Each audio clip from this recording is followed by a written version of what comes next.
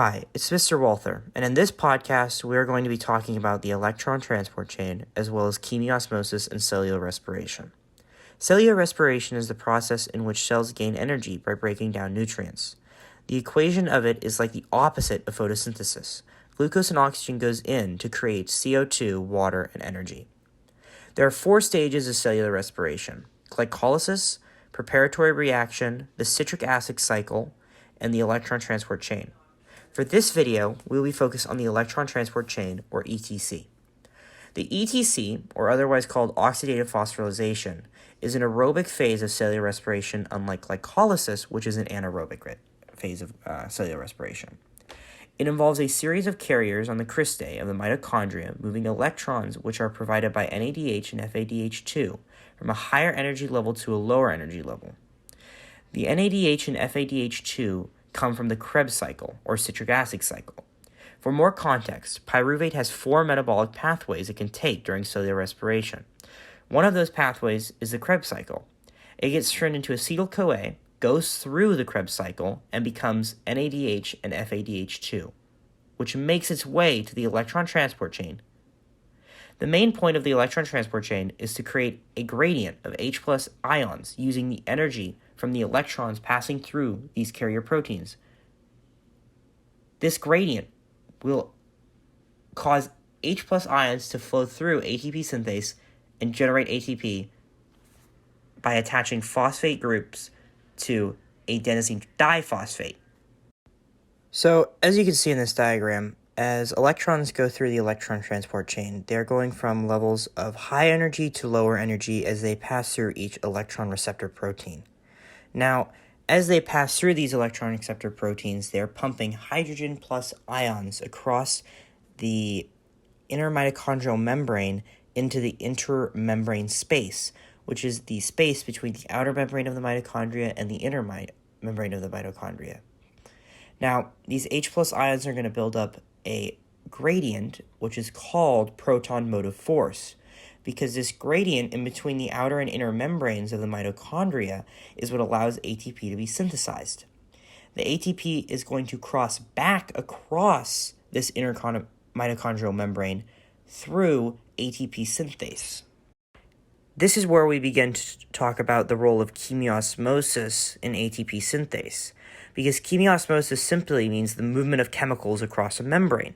And in this case, it's the movement of H+ ions through ATP synthase, which in this case is performing facilitated transportation, across the inner mitochondrial membrane. Now, every time one of these H+ protons moves through ATP synthase, it turns a small turbine-like wheel in this synthase. And that motion generates kinetic energy, which allows ADP, or adenosine diphosphate, to be attached to a phosphate group to form adenosine triphosphate, or ATP. Like a charged battery, ATP gets used to power cellular work, then is transported back as ADP plus P to be recharged by the ATP synthase. The ATP in our body is to constantly keep working, since if stopped, we would only have enough stored in our body to last us about a minute.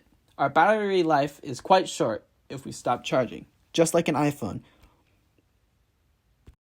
Oxidative phosphorylation is just a fancy name for the overall process that forms ATP as a result of NADH and FADH2 being oxidized. The oxidation of these two molecules releases electrons into this electron transport chain, which allows for the movement of H+ ions across the inner mitochondrial membrane into the intermembrane space to build up that proton motive force. That proton motive force will then be able to come back through ATP synthase, as previously mentioned, and generate ATP by turning that little turbine. In total, this process will make 34 ATP.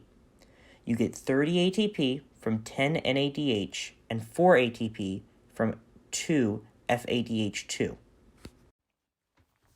There are 5 complexes in the inner mitochondrial membrane. They are numbered 1 through 5, 5 being the ATP synthase.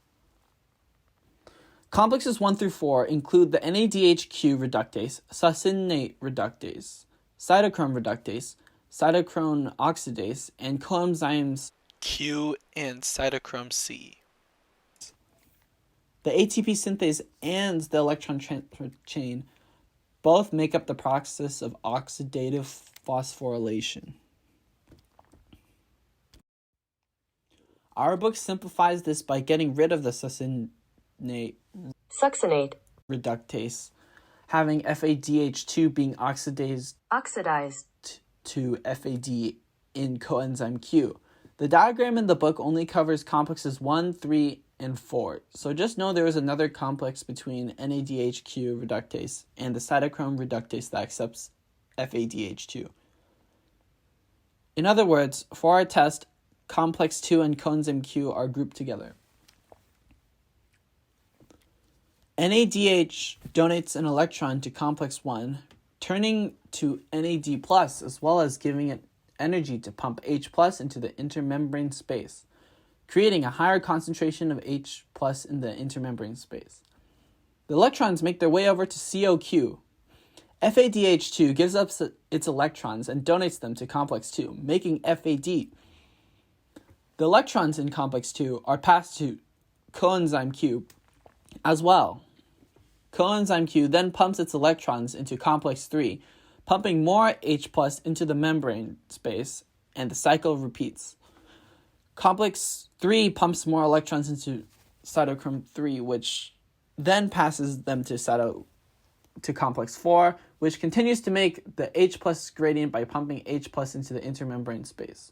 The electrons go from a supercharged high state of energy to a lower one.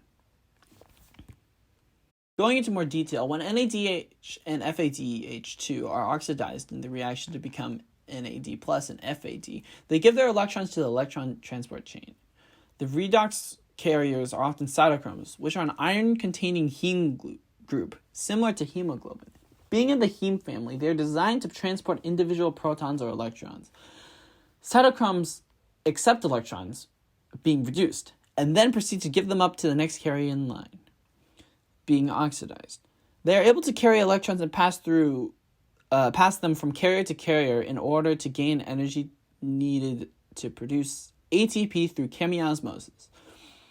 They are present in many anaerobic and all aerobic organisms. The cytochromes are critical for the production of ATP, and many poisons, such as cyanide, can cause death by binding to them.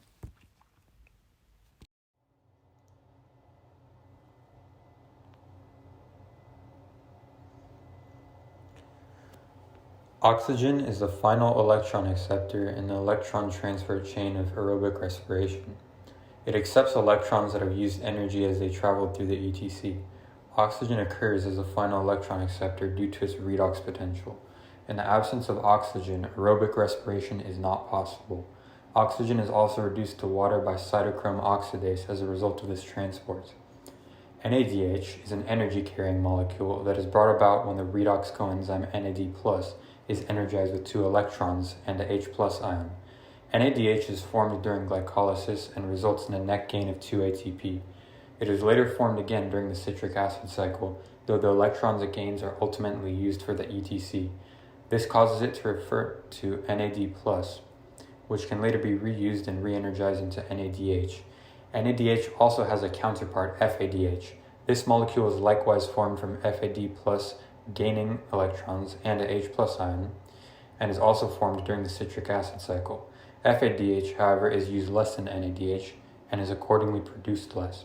For example, only 2 FADH are produced compared to the 6 NADH molecules that are made. Additionally, FADH's use in the citric acid cycle warrants only 2 ATP, one less than the 3 ATP yield of NADH. This is due to FADH electrons making fewer trips to redox reactions, resulting in less H+ ions and in turn less ATP.